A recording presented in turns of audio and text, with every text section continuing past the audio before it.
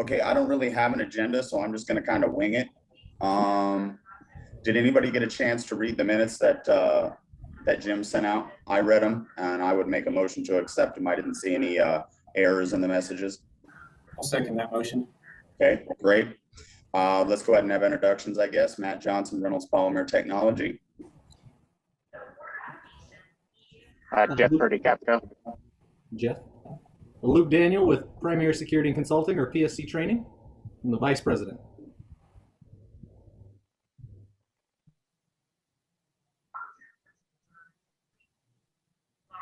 Who else we got here on video? The County Road. Thank you. Mary Johnson at St. Mary's. Okay, who do we got in the room there? Jason Lee Master, Mason County Animal Services. Hey, Jason, good seeing you. Ryan Albert with Intermountain Safety and Rescue. Rich Basher, Mason County Sheriff, Citizens on Patrol. Gary Capra, Western Colorado Contractors Association. Okay, I might ask some of you guys to repeat yourself. You're pretty far back there, and there's a meeting going on behind me, so my hearing is distracted a little bit. Treasurer's report, basically nothing new to show, is what Ashley told us over email. Unfortunately, she was unable to attend today, but the grand total is $2,924.01. Any questions on that? How does that compare to in the past? Are we right where we need to be budgetary wise? We're pretty close to where we want to be. Generally, we want to see about $3,500 at least in the coffers before we have an in-person safety fair. We were really fortunate last year. I mean, I guess fortunate and unfortunate that we didn't get to have a safety fair, but the virtual safety fair was very low on our overhead. I would like to see us raise about another $500 to $1,000 before we hit February 16th and 17th. By the way, which is the date of the next in-person safety fair, barring any changes, public health orders, all that good stuff. I was able to get a hold of the Mesa Mall management. They didn't have a lot of time to speak with me because our event is so far out. You know, this is a big deal for us because this is what we do. The safety fair is the main thing we do, but there's a lot of stuff going on at the Mesa Mall. So they have committed to sitting down and having a meeting with us, but it's not on the front burner for them right now. But at least we have confirmed the date so we can move ahead with a lot of the stuff that we had discussed in the last meeting. And you guys will see that a lot of emails went out about the safety fair, the videos, donations, and all that good stuff. And Sherry, thank you very much. I did see that pop up in the chat. And that additional $1,000 will get us a lot closer to where we want to be in that range. Any questions on that load of information? No, thank you though. Yeah, I think me getting and locking that down with the mall was the one thing that kept popping up in the board meeting that was holding us back. So it was good to actually get them on the phone and at least get that confirmation. So Matt, is the confirmation date then February 16th and 17th? Yes, ma'am. Okay, thank you. Yep, there he is.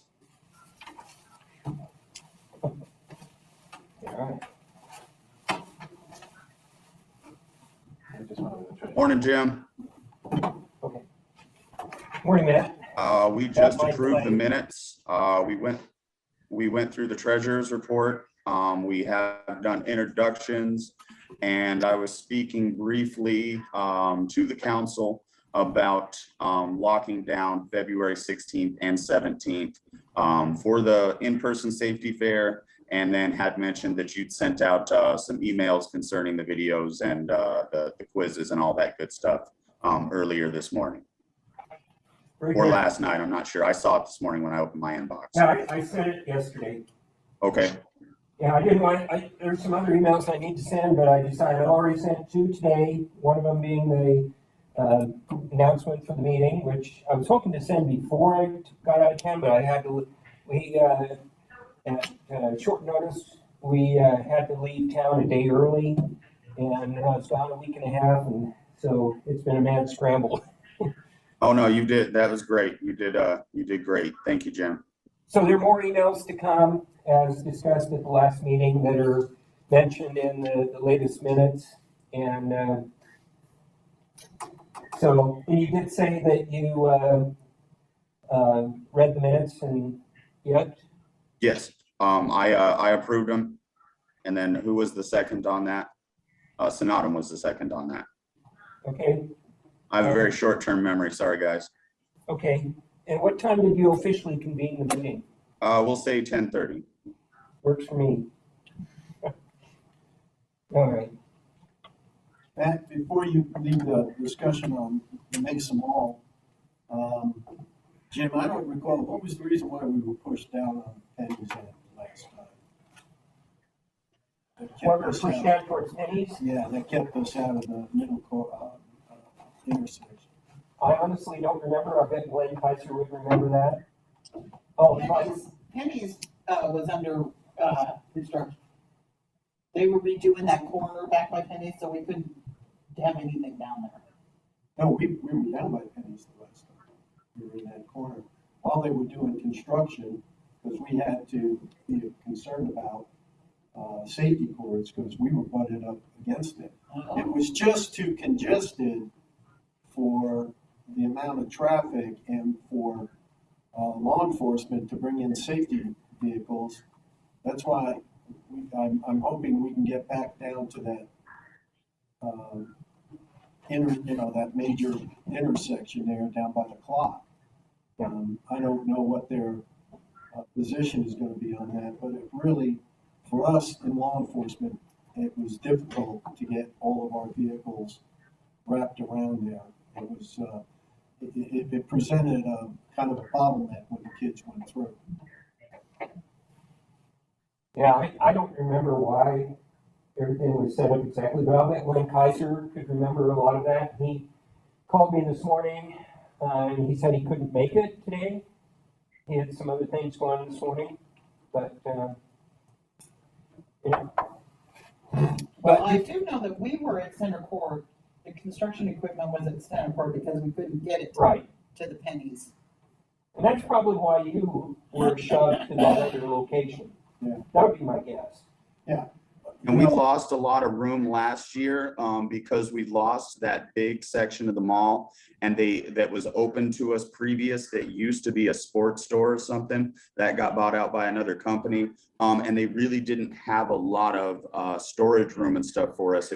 We were really limited to those aisleways. And I think that's what led to some of those decisions that were made last year. And that was me, Glenn, and Joe. So it's good to know these things, because when we do sit down with the new management and Joe from Mesa Mall, we'll have a better idea of how we're going to set this up, because what they have loaded the mall with lately, just seeing it from the outside, it seems to be pretty full. So we're probably going to deal with limited space again this year. That's just my assumption. That's not a promise from the mall, but that's just my assumption after being part of those meetings last year. Management, the new mall manager this afternoon. Matt, did Glenn, was he able to get a hold of you prior to the meeting today? No, I haven't heard from Glenn in a very long time. Okay, he said he was going to try to get a hold of you before he has that meeting, so this is just a heads up to see if you want to be able to meet with him this afternoon. He's got a meeting scheduled at 2:00. He's got a meeting scheduled with the mall at 2:00 today. Yeah, the new manager, whatever his name is. Jacob or something like that. I'm not 100% sure. Yeah, I would definitely like to be a part of that. Yeah. Yep. So I'll sit tight and wait for him to get a hold of me, or I'll try to send him a text message. Okay. So you guys can maybe get a few more details other than, we have the date selected, and thanks for getting that squared away. Yeah, they gave me very limited time, unfortunately. But getting those dates set was at least enough to get us rolling so we could start with the planning stage. So I look forward to meeting them, and I'm sending Glenn a text right now. Okay. And you did say you addressed the treasurer's report, or were you just getting to it when I got here? I did address the treasurer's report, just saying that I just gave the total basically and said that Ashley was not able to join us today, but we were at the total. Sherry reiterated that we are going to get another $1,000 from St. Mary's, which will put us in very good standing for doing the in-person safety fair. And that was about the time you walked in. All right.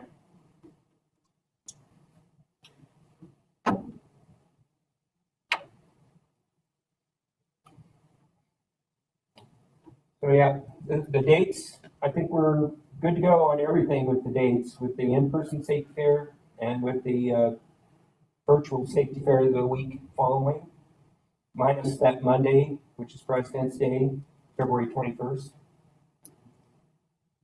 So that's good. And again, now that we've got all those dates squared around and now that I'm back in town, I'll be sending more of the emails I said I'd be sending out last meeting to exhibitors and to others.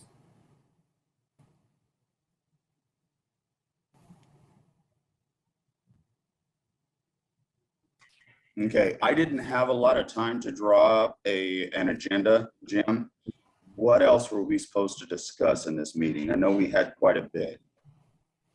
Okay, well, you know, I just had a general agenda that I sent out with yesterday's meeting announcement. And so we're just basically following that right now. And the topic that we're into right now, of course, is planning for the 2022 hybrid Mesa County Safety Fair.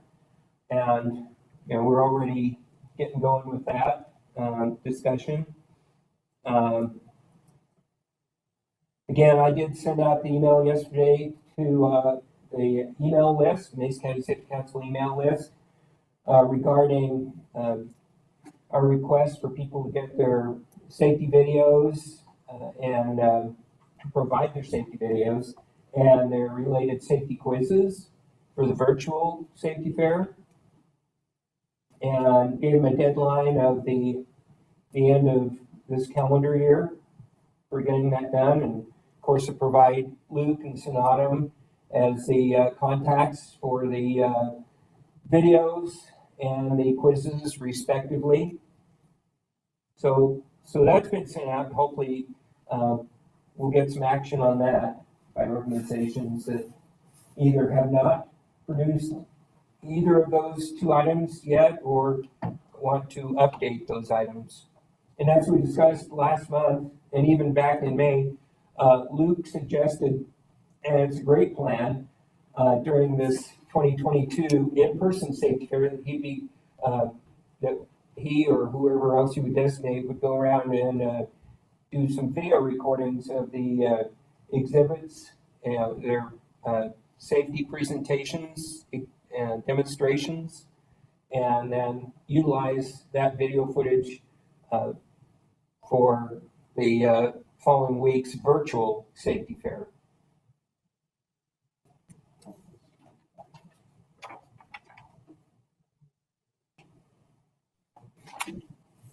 And I saw those emails too as well. Thanks for getting those out, Jim. With concern to those videos, it's the same as the pictures, right? We got to make sure that we don't get the children's faces in the videos, just as in the pictures from the safety fair, correct? That is my understanding. Okay, so we might want to zoom in a little to where it's just capturing the presentation where, you know, you can maybe, hopefully we can get some oohs and ahs or gasps from the audience, but I guess we really don't want to picture them. So that's something to keep in mind as we're recording these videos.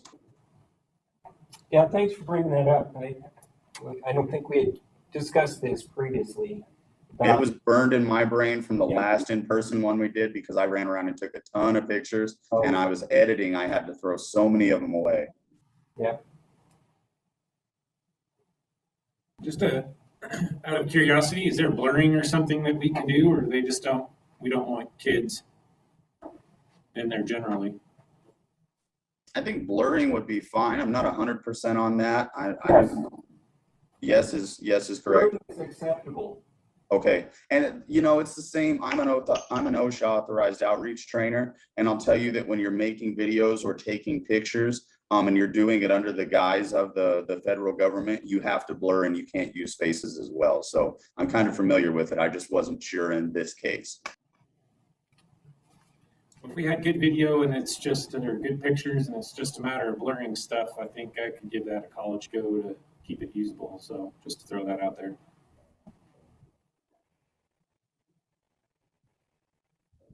Appreciate that, Sonatum. We didn't have as much tech wizardry at the previous in-person, so we're glad we have both you and Luke. I think wizardry setting the bar a little higher than I think I could deliver, but I'm going to sure strive for that. I think it's well earned at this point. Thank you, sir.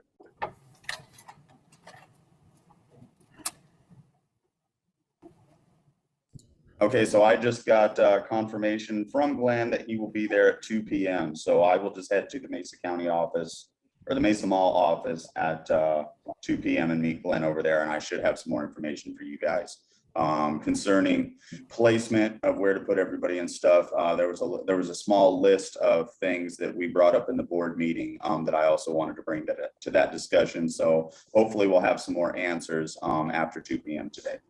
Good.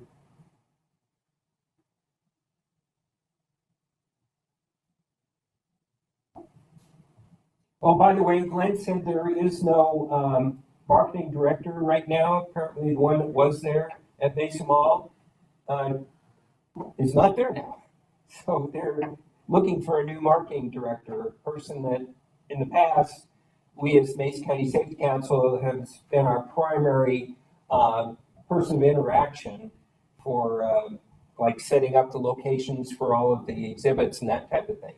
So that's another thing that you and Glenn will likely be discussing this afternoon in your meeting with Mr. Jacob, right? Yeah, and I believe, you know, we had the meeting with management last year, and then we had a separate meeting with Joe. And Joe with Mesa Mall is usually the gentleman that helps us set up the areas where we're going to place everybody. So I've got a pretty good idea of at least the requests we've had from the last safety fair, and we will definitely do our best to accommodate everybody and make this the best safety fair yet. Yeah, Joe has always been there to help, but it's always been the marketing director that's had the final say when we've gone there to figure out where all of the exhibits are going to be located within the mall. So I don't know how that'll work this year if they don't have anybody. Maybe they have somebody who's just filling in for that temporarily.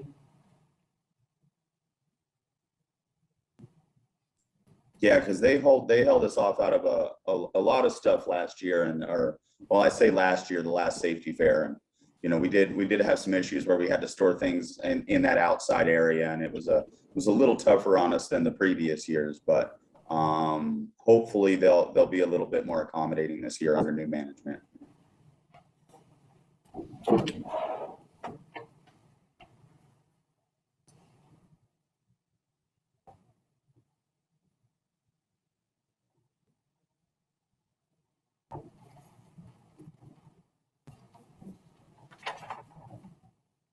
So now that we've got the dates firmly established for the in-person and the virtual safety fair, I'll be sending out emails to elementary schools in surrounding counties. My main focus will be Montrose and Delta counties for obvious reasons, but also Garfield County. I plan to invite the Parachute, Battlement Mesa, the Rifle elementary schools. I don't know if I'll invite the elementary schools there in Glenwood Springs. A, it's 2 hours drive away. B, they have their own safety fair every year. So I don't know if I'll invite them as well. And I'll have plenty of invited schools on my list anyway from Garfield County.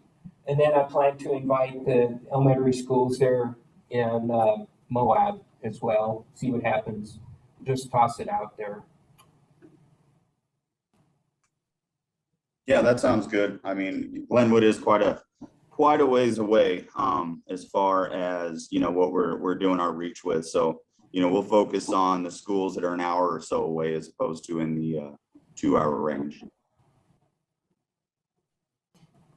Jim, do we have a target number of kids we want to get this year? Target number of what? Attendees that we'd like to see. Well, we'd like to get as many as possible.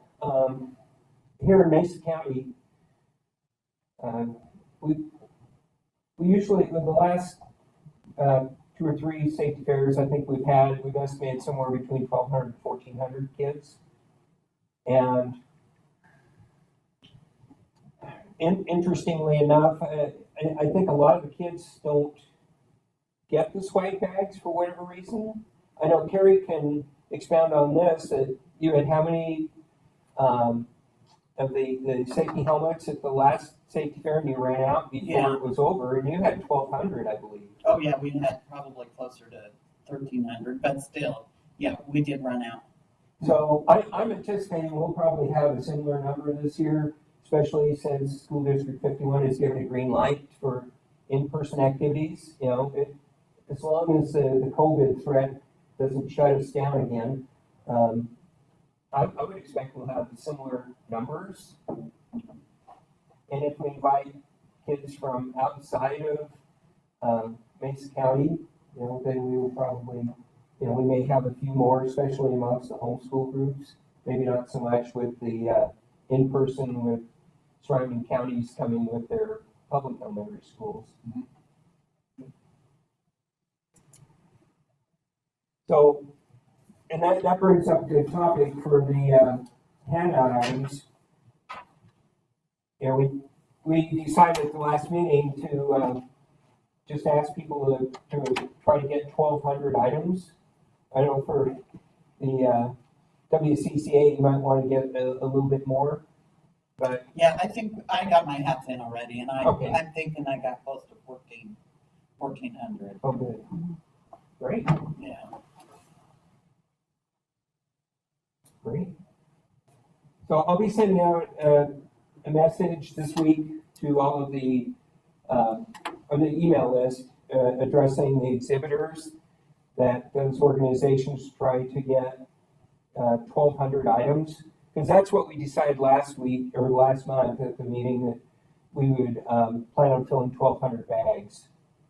And even though we have signage, we did at least the last several years that we had an in-person state fair, we had signage in several places within the mall telling parents and others where they could find the swag bags that they could get for their kids. But for some reason, people weren't getting over there and getting them.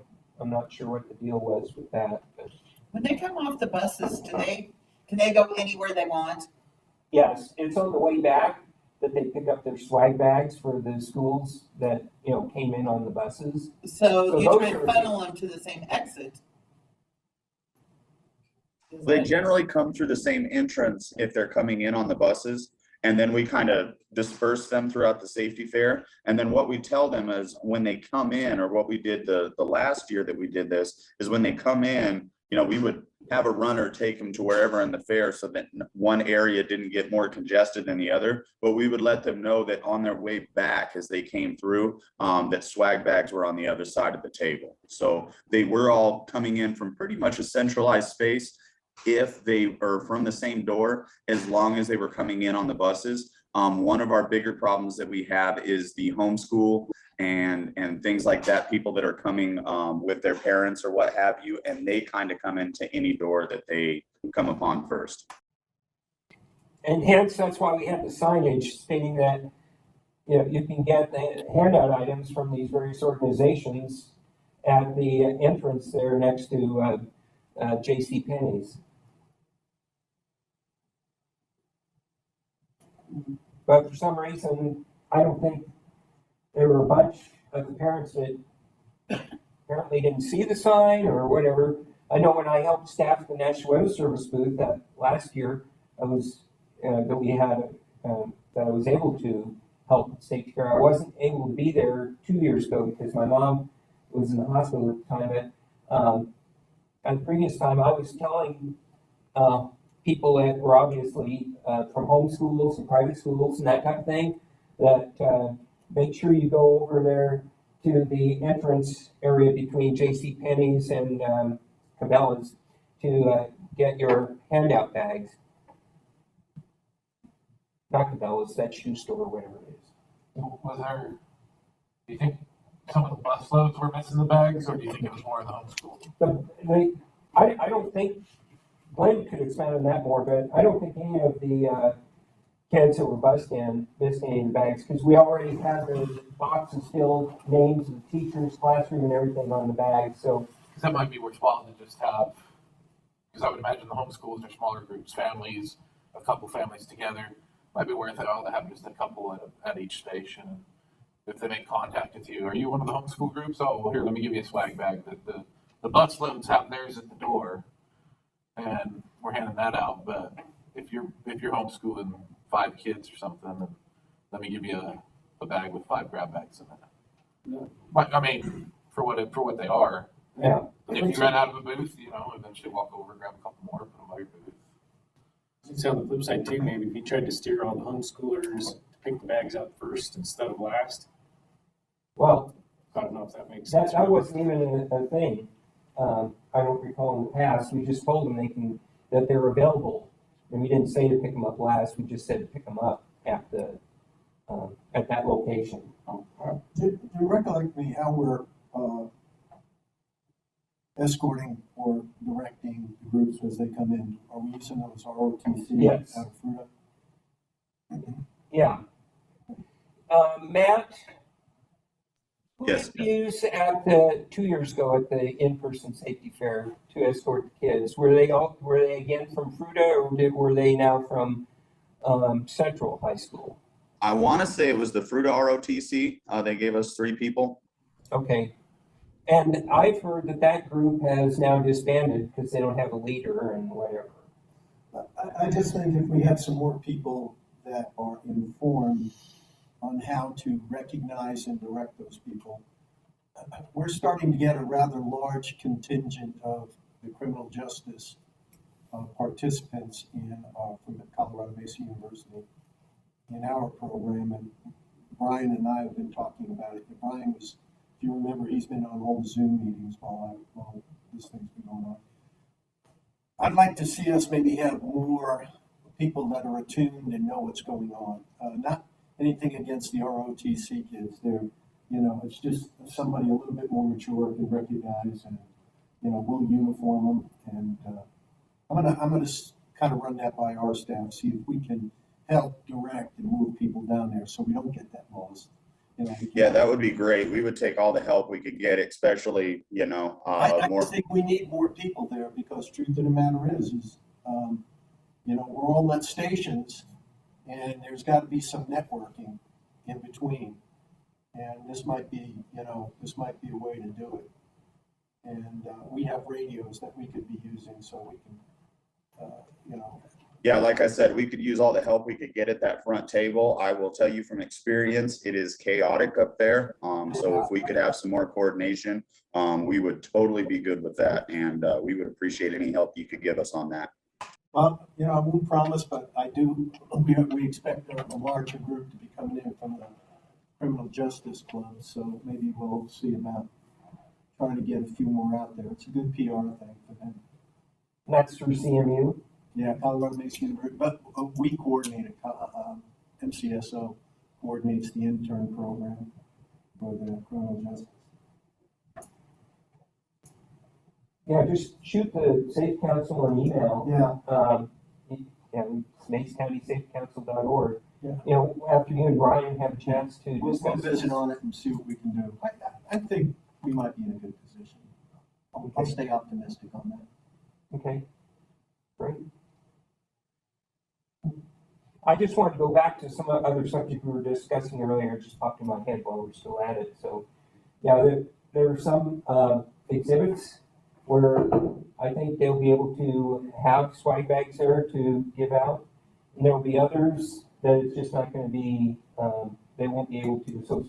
So, you know, that's something we'll have to ask the exhibitors. Would you, be willing to hand out these bags to private school students and homeschool students? So, yeah.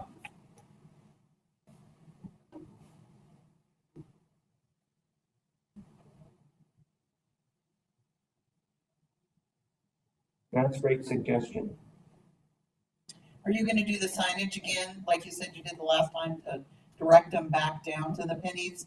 I And, think we should, because, there's a lot of times about grandparents or parents that are there and taking the kids in, so independent of any homeschool group or any private school classroom.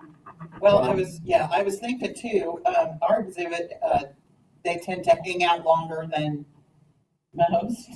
Yeah, So if you want, let's get us a sign in there, even if we have to, make it or whatever, pay for it. But the same thing you guys are doing around, to make sure we have one in there, Yeah. kind of at our exit that says, "Don't forget." Yeah, I think that'd help, because the parents and the people who are going around with these kids as chaperones kind of just mingle anyways while the kids are playing on the equipment. So it might be a good reminder for them to see a sign in there while they're standing there doing nothing. oh, yeah. So, Yeah, your exhibit is one that I don't think any of the kids miss. yeah. Yours is probably about the most popular. Yeah. But I was just thinking the parents are just standing there, so Okay, let's definitely get a sign in there that tells them, reminds them, don't excellent. forget. We'll make sure we have one at WCCA then. Yeah. Okay.